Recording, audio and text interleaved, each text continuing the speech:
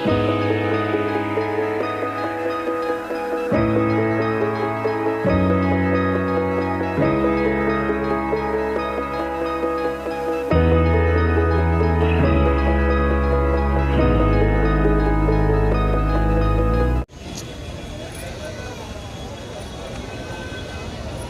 నమస్కారం.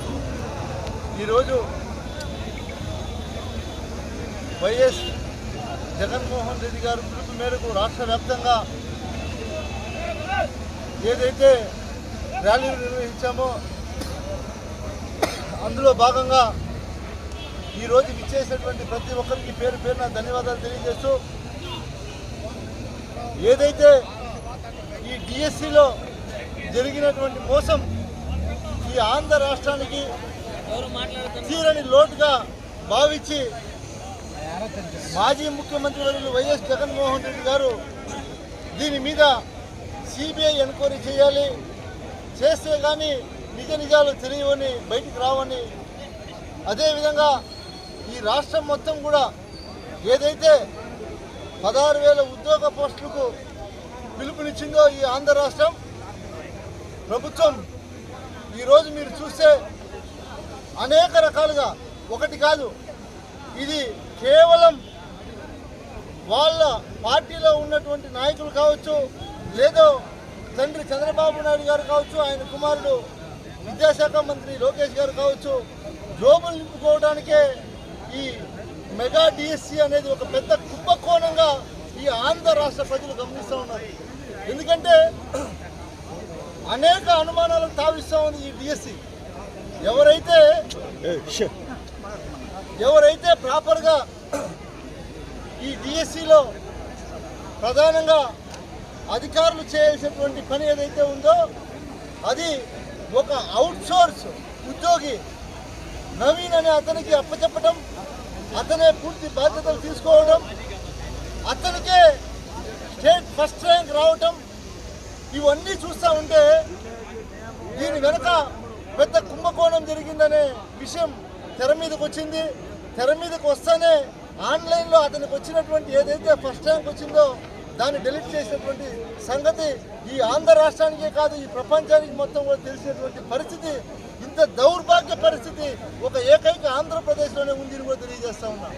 కాబట్టి YSR Congress party demand మాది ఒకటే, ఏదైతే అవకతవకలు జరిగాయో వాటి మీద సిబిఐ ఎంక్వైరీ జరపాలి. అంతవరకు నారా లోకేష్ గారు రాజీనామా చేయాలి. సిబిఐ ఎంక్వైరీ చేరిన తర్వాత నువ్వు మంచివాడని నిరూపించుకుంటే ఆ తర్వాత నువ్వు మంత్రి పదవి చేపట్టాలని మా ఈ ఆంధ్ర రాష్ట్ర ప్రజల డిమాండ్ అని కూడా తెలియజేస్తున్నాం. అదేవిధంగా మీరు చూస్తే మనం ఏదైతే గత 3 రోజుల ముందుగా రిలే నిరాహార దీక్షలు చేశాం, ఎవరికి ఏ ఆటంకం కలిగించకుండా, ఎవరికి కూడా ఇబ్బంది కలగకుండా మన పాటికి మనం చేసి సంఘీభావాన్ని తెలియపరిస్తే 3వ తేదీ మేము పర్మిషన్కి అప్లై చేసుకున్నాం. 10వ తేదీ ర్యాలీ ఉందని, 9వ తేదీ రాత్రి 30 యాక్ట్ పెడతారు. అంటే మేమేమైనా ఉగ్రవాదులా? ప్రజాస్వామ్యంలో మేము కూడా గతంలో శాసనసభ్యుడిగా పనిచేశాం. ఇంత అరాచకం ఎప్పుడు కూడా మేము చూడలేదు. ఎవరైనా సరే ర్యాలీ 10వ తేదీ మాకు పర్మిషన్ ఇవ్వండి, 3వ తేదీ మేము అప్లికేషన్ పెడితే 9వ తేదీ రాత్రి 8 గంటలకు పోలీస్ అధికారులు 30 యాక్ట్ అమలు చేస్తున్నారు. పలమనేరులో ఇంతవరకు ఇలాంటి సంస్కృతి ఎప్పుడైనా ఉండిందా? పలమనేరు ప్రజలారా మీరు గమనించండి. ఇంత సంస్కృతి 30 యాక్ట్ అంటే ఏంటి? ఏదైనా ఉగ్రవాదులు ఏమన్నా ఇక్కడికి విచ్చేసి ఏదైనా ప్రభుత్వానికి ఏమైనా ఆటంకాలు కల్పించే విధంగా కానీ, ప్రజలకు ఆటంకాలు కలిగే విధంగా కానీ, లేదా మేమేమైనా తెలుగుదేశం వాళ్ళ మీద దౌర్జన్యానికి పోయామా? సిక్కు లేదా మీకు పోలీసులు కానీ అడుగుతూ ఉన్నాం. వైఎస్ రాజశేఖర రెడ్డి గారి విగ్రహం ముందర దాదాపు 4 రోజులు తెలుగుదేశం వాళ్ళు కటౌట్ కట్టి మేము ఏ కార్యక్రమం చేయాలన్నా అడ్డంగా పెట్టారు. ఇలాంటి సంస్కృతిని ప్రోత్సహిస్తున్నటువంటి పోలీస్ శాఖకు కొంచెమైనా సిక్కుందా అని అడుగుతూ ఉన్నా. ఇదే విధంగా మీరు చూడండి, నందమూరి తారక రామారావు గారు ఉన్నారు ఇక్కడ. నేను కూడా 5 సంవత్సరాలు శాసనసభ్యుడిగా ఉన్నప్పుడు ఏ ఒక్కడు కూడా ఆయనకు అడ్డంగా మేము కట్అవుట్లు కట్టినటువంటి సంస్కృతి లేదు. గుర్తుపెట్టుకోండి. మీరు మాకు నేర్పిస్తున్నారో మేము నేర్చుకుంటాం. గుర్తుపెట్టుకోండి, ఇలాంటి సంస్కృతి పలమనేరులో ఇంతవరకు లేదు. మా వాళ్ళకు మీరు నేర్పిస్తున్నారు ఇలాంటి సంస్కృతి. ఖచ్చితంగా దగ్గరలోనే ఉంది. అయిపోయింది, మీ టైం అయిపోయింది. ఆంధ్ర రాష్ట్రం మొత్తం మీరు గిరగిరా అని తిరిగి పాతాళానికి వెళ్ళే సమయం ఆసన్నమైంది. గుర్తుపెట్టుకోండి. ఎందుకంటే మీరు ప్రజల్లో మీ పార్టీ అధికారంలోకి వచ్చిన తర్వాత మీరు ప్రజలకు ఇచ్చినటువంటి మాటలన్నీ గాలి కొదిలేసి, అబ్బా కొడుకు కావచ్చు, కూటమి నాయకులు కావచ్చు, గాలి కొదిలేసి మీరు దోచుకుంటూ ఏదైతే మేము అధికారంలో ఉన్నప్పుడు మా ముఖ్యమంత్రిగా ఉన్నప్పుడు జగన్మోహన్ రెడ్డి గారు 5 సంవత్సరాలు అనేక సంక్షేమ పథకాలను పేద బడుగు బలహీన వర్గాలకు అందించినటువంటి ఘనత జగన్మోహన్ రెడ్డి గారిది.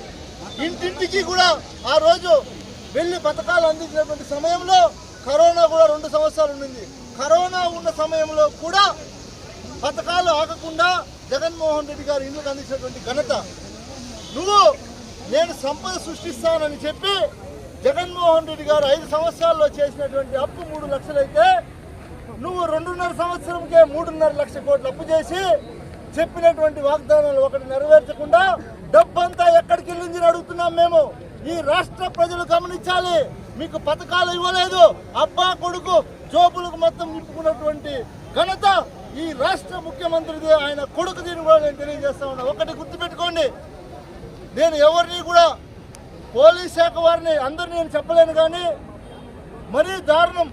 మీరు ప్రవర్తిస్తున్నటువంటి తీరు మారకపోతే రాబోయే రోజుల్లో మీరు ఖచ్చితంగా చాలా ఇబ్బంది పడాల్సి వస్తుంది సార్. గుర్తుపెట్టుకోండి సార్ అని కూడా నేను తెలియజేస్తా ఉన్నాను. ఎందుకంటే ఇవన్నీ మాకు తెలియదు. గతంలో 5 సంవత్సరాలు మా ముఖ్యమంత్రి మాకు ఇలాంటివి నేర్పించలేదు. మాకు ఇప్పుడు మేము ప్రతిపక్షంలో ఉంటే మేము ఎలా చేయాలి అని మీరు నేర్పిస్తున్నారు. ఇప్పుడు మేము నేర్చుకుంటే తర్వాత మీ పరిస్థితి ఏంటి కూడా మీరు గుర్తుపెట్టుకోండి కూడా మీకు తెలియజేస్తూ, ఇక్కడికి విచ్చేసినటువంటి అక్క చెల్లెమ్మలకు, జెడ్పీటీసీలకు, ఎంపీటీసీలకు, ఎంపీపీలకు, వైఎస్ఆర్ కుటుంబ సభ్యులకు, కౌన్సిలర్లకు, చైర్మన్లకు, విధి విధానం అందరికీ ఇక్కడికి విచ్చేసినటువంటి ప్రతి ఒక్కరికి కూడా పేరు పేరున ధన్యవాదాలు తెలియజేస్తున్నాను.